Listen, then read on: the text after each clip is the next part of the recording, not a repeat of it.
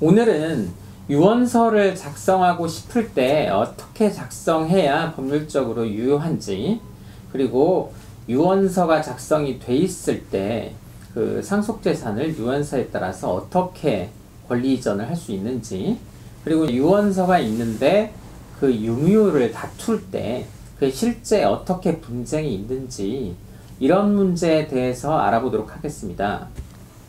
자, 유언을 하는 방식은 법에 5가지 정도 있는데요. 그 5가지가 어떠한가요? 네, 민법이 규정하는 유언의 방식에는 자필 증서에 의한 유언, 공정 증서에 의한 유언, 그리고 녹음 비밀 증서, 구수 증서에 의한 유언, 이렇게 5가지가 규정되어 있습니다. 예. 자필 증서는 이제 본인이 직접 쓰는 거일 테고요. 네. 그다음에 공정 증서는 공증사무소에 가서 공증하는 거. 네. 그다음에 이제 녹음은 증인이 붙어서 이제 녹음을 하는 방식. 그다음에 이제 비밀 증서는 뭐 유언의 내용을 써서 또 밀봉을 하고, 밀봉을 하는 봉투에다가 뭐 날짜를 기재하고, 그걸로 5일 이내에 또 확정일자를 받는 거. 그다음에 이제 구수 증서는 질병이나 급박한 사정이 있을 때 증인 2명 이상이 그 유언의 내용을 이제 듣고 대답하고, 이렇게 해서 또 작성하는 방식, 뭐 이렇게 5가지가 있는데요. 사실 이제 녹음에 의한 방식이나 비밀 증서에 의한 방식, 그리고 구수 증서에 의한 방식은 이제 현실적으로는 좀 다툼의 여지가 많기 때문에 잘 쓰이지는 않고, 가장 많이 쓰이는 게 자필 증서에 의한 유언하고 공정 증서에 의한 유언이죠. 네, 일반적으로 많이 활용하는 방법이기도 합니다. 네. 자필 증서에 의한 유언을 보면 기본적으로 그 유언서에 기재가 돼야 되는 내용이 있는데요. 그 내용이 어떤 거죠? 네, 우선적으로는 자필 증서에 의한 유언의 경우에는 그 유언자가 자서, 그러니까 본인이 직접 그거를 작성을 해야 되고요. 그 다음에 내용적으로 보면 자서에 의한 주소, 연월일, 날인 이렇게 들어가야 되고요. 그 안에 전문, 그러니까 유언자가 어떠한 재산을 누구에게 상속하느냐 하는 그러한 전문 내용에 플러스해서 유언 집행자까지 기재가 되어 있어야 됩니다. 좀 쉽게 말씀을 드리면 어떤 재산을 누구한테 준다, 이런 내용이 있어야 되고, 그 다음에 연월일, 주소, 그 다음에 본인의 성명을 쓰고 거기에 날인까지 해야 됩니다. 기본적으로 그런 내용들이 다 형식적으로 구비가 되어야 네, 이 자필 증서 유언이 유효할 텐데요. 하나하나 이제 그 요건들을 따지고 보면, 근데 어떤 재산을 누구한테 준다, 그럴 때 유언서에 모든 재산을 다 기재해야 될까요? 일반적으로는 이제 그러한 부분이 포괄 유증이라고 하는데요. 나의 전 재산을 누구에게 주겠다라고 하는 부분도 유언장으로서 효력을 가지고요. 어느 특정 재산만을 누구에게 주겠다는 특정 유증도 가능은 합니다. 네, 재산이 전부 기재돼야 되는 건 아니고, 네. 일부 재산만 기재되어도 상관이 없죠. 네네. 예, 그리고 이제 누가 받는다, 이런 내용이 특정이 돼야 될 거고, 그리고 이제 뭐 연월일이 기재가 되어야 할 텐데, 뭐 연월까지만 기재가 되고 일자는 기재가 안 됐어요. 그 경우에는 유효인가요, 무효인가요? 연월이 기재가 되고 일이 기재가 안 된 경우에는 그 효력을 인정받기가 어렵습니다. 네, 그 인정이 안 되는 게 판례죠. 네. 그리고 이제 뭐 주소 같은 경우에 꼭 그 주민등록지가 아니어도 상관이 없죠. 네, 그렇습니다. 유언자가 주민등록상의 주소지가 아닌 다른 곳에서 거주하면서 생활을 하고 있다고 하면은 그 주소지를 기재해도 무방하겠습니다. 네. 다만 이제 주소를 쓸 때 뭐 그 지번까지 기재가 되어야 되죠. 네, 뭐 그렇죠. 무슨 동이다 뭐 이렇게만 쓰는 경우에도 효력이 없다라는 게 판례죠. 네, 그렇습니다. 예. 그리고 이제 자서라고 하는 건 직접 기재하는 거잖아요. 네. 그래서 이제 대필이나 타이핑, 뭐 프린트, 전자문서 이런 것도 안 되죠. 네, 그렇습니다. 예. 그리고 유언서의 내용, 옛 어르신 같은 경우에 한자로도 많이 쓰잖아요. 네, 그런 경우가 있을 수 있죠. 예. 그런 경우에는 뭐 효력이 인정이 됩니다. 예. 일반적으로는 뭐 외국어도 가능하다 하니까, 뭐 예를 들어서 영어로 쓸 경우에도 확실히 그 특정이 된다라고 하면 가능하다고 볼 수 있겠군요. 네, 그렇습니다. 네. 그 다음에 날인의 경우에 막도장을 찍었다 또는 네. 이제 도장을 안 찍고 이렇게 무인을 찍었다. 네. 이런 경우에는 원칙적으로 어떻게 되나요? 일반적으로는 인감 도장을 쓰는 경우가 많고요. 네. 인감 도장이 아니라도 막도장 혹은 나의 무인을 찍었다고 하더라도 그 효력을 인정을 받습니다. 네. 다만 이제 그게 본인이 찍은 무인이냐, 그럼 나중에 이제 다툴 경우에 이제 뭐 감정을 해야 될 경우도 있고, 네, 그렇죠. 막도장이 찍혀 있을 때는 혹시나 이제 사후에 이게 막도장으로 날인한 거 아니냐, 이래서 이제 다툼의 여지는 있겠죠. 네, 원천적으로 무효가 되는 건 아니고. 그래서 이러한 내용들이 일단 자필 증서는 형식적으로 다 구비가 되어야 유언서가 효력이 있는 거죠. 네, 네. 그리고 이제 두 번째 공정증서 같은 경우에는 공중사무소에서 하는 거니까 보통은 그 자필 증서에 의한 유언에 비해서 훨씬 이제 다툼의 여지는 적죠. 네. 예. 근데 이제 뭐 공증을 하는 법무법인 이런 데 보통 가게 되는데 이 경우에도 본인만 가서 효력이 생기는 건 아니죠. 일반 공증과 다르게. 증인이 필요하죠. 증인이 필요하죠. 2명 이상의. 근데 이제 그 증인도 모든 사람, 에브리바디 되는 건 아니고요. 안 되는 사람들이 있죠. 네, 결격자가 있습니다. 네, 결격자가 어떤 사람들이 있을까요?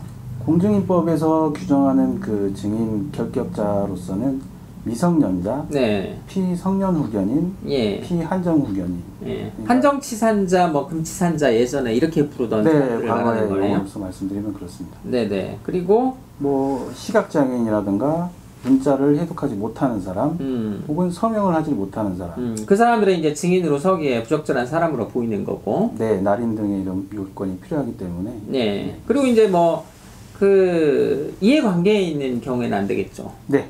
예를 들어서 이해관계인이 누가 있죠? 상속 재산과 관련된 사람들이니까요. 네. 기본적으로는 유언자의 상속인들이 되겠죠. 상속인들은 이해관계가 네. 확실히 있어버리니까. 네, 네, 네. 그래서 이제 그 상속에 관련된 법률적 그 이익이 영향을 미칠 수 있는 이해관계인은 되지 않겠네요. 네, 맞습니다. 그렇죠. 네. 예. 그 다음에 이제 그 외에도 뭐 공증을 해주는 보통 변호사일 텐데 변호사의 친족이나 그 피고용인 그리고 동거인 보조자 공증인 사무소에서 뭐 증인을 직원들을 2명을 이렇게 증인으로 세운다 그런 건 안 된다는 거죠. 네, 그렇죠. 예. 일반적으로 유언을 공증으로 할 경우에는 보통 이 나중에 유무효를 잘 다투지는 않게 되는데 네. 이런 경우가 있을 수 있죠. 그 망인이 이제 돌아가시기 전에 공증 문서에 의한 공정 증서에 의한 유언을 했다 하더라도 그 당시에 이제 굉장히 그 아파서 아프거나 아니면 정신적으로 이제 여러 가지 문제가 있어서 그 과연 공증조차도 할 당시에 의사 판단 능력이 되었느냐. 네. 근데 이런 부분 자체가 문제가 될 때는 뭐 흔하지는 않지만 아주 드물게 공정 증서에 의한 유언도 무효이다 이렇게 판단하는 경우도 있죠. 네, 맞습니다. 네, 실제 사례에서는 어떤 경우가 있었죠? 과거에 그 유언자가 병원에 네. 입원해 있었던 상태에서 네, 마약성 진통제를 투여받고 있는 상황이었거든요. 네, 그런데 이 유언 공정 증서가 망인이 사망하기 3일 전에 작성이 됐어요. 아, 네, 네, 그래서 상속인들이 이에 대해서 문제를 제기를 해서 네, 이 유언 공정 증서는 망인의 실질적인 유언 의사를 확인할 수 없다. 네. 그래서 무효 청구를 해서 사실상 인정받은 사례가 있죠. 아, 그런 사례가 있군요. 이제 그러한 경우에는 그 망인이 공정증서를 작성할 당시에 그 병원의 의무 기록지, 망인의 상태를 볼 수 있는, 그리고 이제 그 망인의 진료를 담당했던 의사 선생님의 증언, 이런 걸 통해서 그 유언 공증이 무효로 되는 경우도 있다. 네, 그렇습니다. 근데 이제 재판을 잘해야 되겠네요. 네. 네. 그렇고요. 유언장이 일단 작성이 되어 있는 상태예요. 근데 이제 그 유언장이 작성이 돼 있을 때 공정증서에 의한 경우에는 보통 그 공정증서에 유언 집행자까지 기재가 돼 있죠. 네, 맞습니다. 그래서 이제 그 공정 증서를 근거로 소유권 변동이 가능하죠. 네, 집행할 수 있는 것이죠. 그렇죠. 부동산은 이전 등기가 가능하고 또 망인의 예금 채권도 그 공정증서에 따라서 이제 찾을 수가 있고 네. 이렇게 될 텐데 보통은 이제 자필 증서에 의한 유언이 있을 경우에는 그 자필 증서, 유언 자필 증서로 바로 뭐 소유권 변동을 할 수는 없잖아요. 네, 그렇습니다. 그러면 유언 검인 절차를 거치게 되는데요. 유언 검인 절차가 뭐죠? 유언 검인이라는 것은 방금 말씀하신 자필 증서에 한 유언장을 법원에 가지고 가서 네. 망인의 유언자에 이런 유언장이 있으니 이거에 대한 확인을 해달라 이런 청구거든요. 그러니까 이제 그 유언장을 보통은 가지고 있는 소지인이 그 피상속인의 주소지에 관할 가정법원에 유언을 검인해 주세요라고 신청을 하죠. 네. 네, 신청을 하게 되면 법원은 모든 공동 상속인들에게 통지를 하죠. 네, 그리고 검인 기일을 지정해서 법원에 나오세요 이렇게 이제 명령을 하고 그렇게 되면 실제 가정법원에서 검은 기일에 원본을 제출하고 상속인들 중에 과반수 이상이 또 출석을 해야 되고 네. 그리고 이제 출석을 한 사람들이 뭐 이의가 없다라고 하게 되면 검인 조서에 그러한 내용이 기재가 되고 그러면 그 검인 조서를 근거로 역시 이제 상속 재산을 소유권 이전 등기한다라거나 또 예금 채권을 찾는다거나 이렇게 할 수가 있는 거죠. 네, 그렇습니다. 네. 그런 경우에도 그 유언 자필 증서의 유언서에 유언 집행자를 지정하지 않았을 경우에는 그 공동 상속인들 전부가 유언 집행자가 되거든요. 근데 이제 뭐 검인에는 이의가 없지만 또 그 협조를 안 해요. 그럴 경우에는 어떻게 하죠? 유언 집행자가 지정이 안 되거나 방금 말씀하신 대로 공동상속인 전원이 유언 집행자가 돼서 원만한 그 등기 절차라든가 예금 출급 절차가 진행이 안 되게 되면 네. 법원에 유언 집행자를 별도로 선임을 청구를 할 수가 있습니다. 가정법원에 유언 집행자 선임 청구를 해야 되는군요. 네, 그렇습니다. 예. 그리고 이제 아까 이제 검인 기일이 있었는데 누군가가 뭐 이의를 제기를 해요. 이의를 제기를 하는 경우에는 뭐 유언서에 좀 문제가 있다 이렇게 이의를 제기를 하는 경우도 있고 뭐 내가 그냥 기분이 나빠 그래서 난 인제기 할래 이런 경우도 있죠. 네. 예. 그러니까 꼭 문제가 있어야만 제기하는 게 아니고 어쨌든 뭐 그 이유 여부를 떠나서 나는 인정 못해 할 수 있는 거죠. 네, 그렇죠.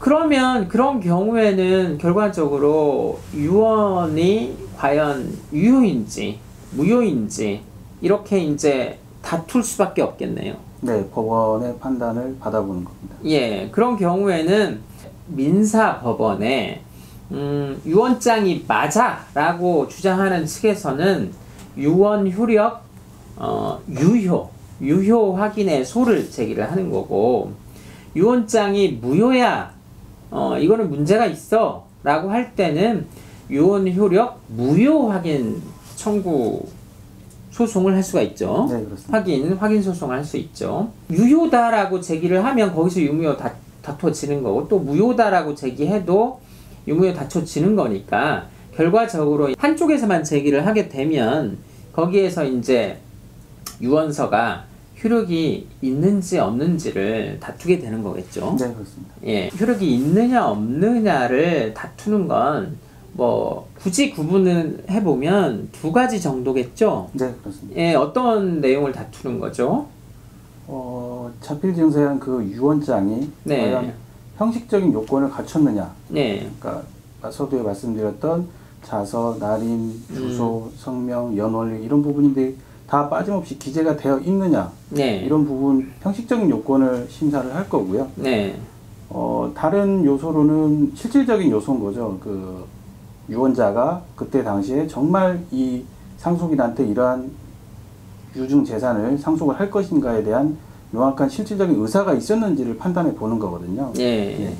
그런 내용을 다투게 되는데 일단 첫 번째 형식적 요건에서는 상속재산을 누구한테 준다라는 명확한 이제 내용이 들어가 있어야 되고, 그 외에 이제 연월일, 주소, 본인 성명의 자서, 날인까지 다 있어야 되는데, 그런 내용들이 하나라도 들어가 있지 않거나 미비돼 있다 한다면 그 유언서는 법률적으로 효력을 잃게 되는 거죠. 네, 그렇습니다.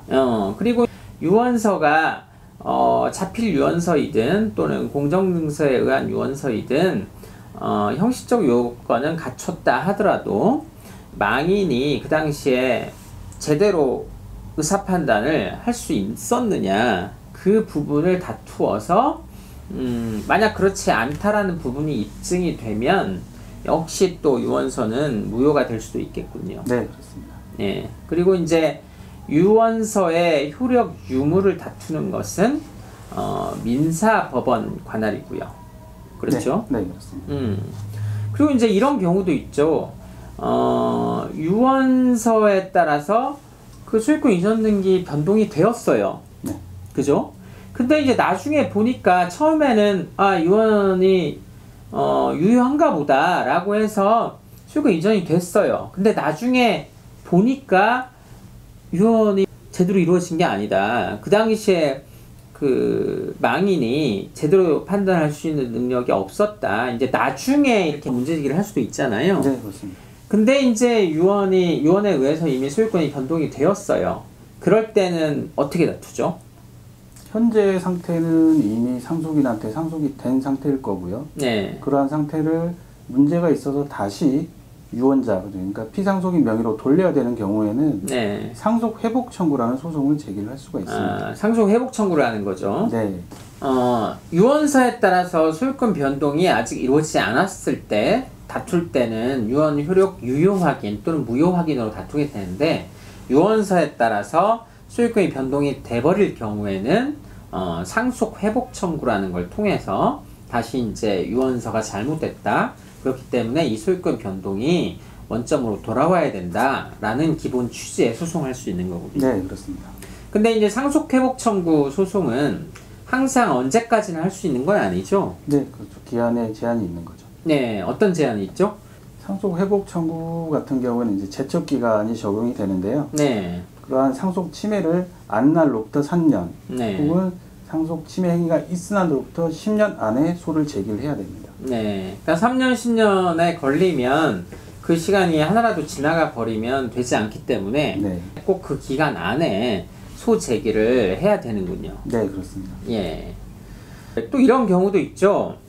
유언서가 뭐 내용은 실제 뭐 피상속이 누구한테 준다라고 이렇게 내용이 기재가 되어 있는데, 이제 아까 형식적 요건 뭐 연월일까지, 그 다음에 주소 뭐 자서 날인까지 있어야 효력이 있는데, 그렇게 이제 형식적 요건을 갖추지 못했을 경우에, 근데 뭐 실제 피상속인이 누구한테, 뭐 상속인 중에 일부든 제3자한테 주려고 하는 의사가 있고 충분히 그게 그 내용은 충분히 확인이 된다라고 할 때는 유언은 무효지만 사인 증여 계약으로서 보는 경우도 있죠. 네, 그렇습니다. 네. 그럼 실제 이제 사인 증여로 판단이 될 경우에는 실제 소송은 어떻게 진행되죠? 사인 증여로서 인정받고자 하는 경우에는 네. 수증자가 상속이 개시된 이후에 그 상속인들을 상대로 민사법원에 그러한 사인 증여 이행 청구 소송을 제기를 해야 됩니다. 네, 민사법원에 하는군요. 네, 그렇습니다. 예. 그리고 유언장이 효력이 만약에 없다라고 유언 효력 무효 확인 소송에서 밝혀지게 되면 이제 기본적으로는 다시 그 재산은 망인의 재산, 상속 재산으로 포섭이 되기 때문에 다시 이제 제대로 상속분에 의해서 나눠야 되는 거잖아요. 네, 그래서 이제 유언 무효 확인 소송이 있게 되면 보통은 이제 통상은 상속 재산을 유언에 따르지 않고 상속 재산을 원점에서 다시 분배를 논의해 주세요라고 상속 재산 분할 심판 청구를 해야겠죠. 네, 기본적으로는. 네. 오늘은 유언을 어떻게 하고 그리고 유언 효력을 다툴 경우에 어떻게 다투게 되는지를 좀 알아봤는데요. 마지막으로 유언서 작성을 위한 팁을 좀 말씀해 주세요. 자필 증서의 유언은 어쨌든 엄격한 요건을 요구하고 있기 때문에 네. 가급적 유언자가 자필 증서에 의한 유언서를 남길 당시에 어떠한 정신적 문제가 없었다라는 부분, 그런 부분들을 입증할 수 있는 최소한의 어떠한 자료가 준비가 되면 좋을 텐데요. 네. 그 당시 자필 증서를 작성할 당시 그 상황을 촬영을 해놓거나 혹은 녹음을 해놓거나 네. 아니면 그러한 유언자의 자필, 그러니까 나중에 필적을 또 조회를 할 수가 있기 때문에 네. 그런 대조본을 미리 준비해 두는 게 좋을 것 같습니다. 그러니까 자필 증서에 의한 유언을 할 경우에도 그 외에 이제 그 상황을 뭐 촬영을 하거나 네. 또 녹음을 하거나 하면 혹시 다투게 되면 훨씬 이제 그 자료들 때문에 제대로 작성이 되었다라고 인정받을 수 있는 거고요. 네, 그렇습니다.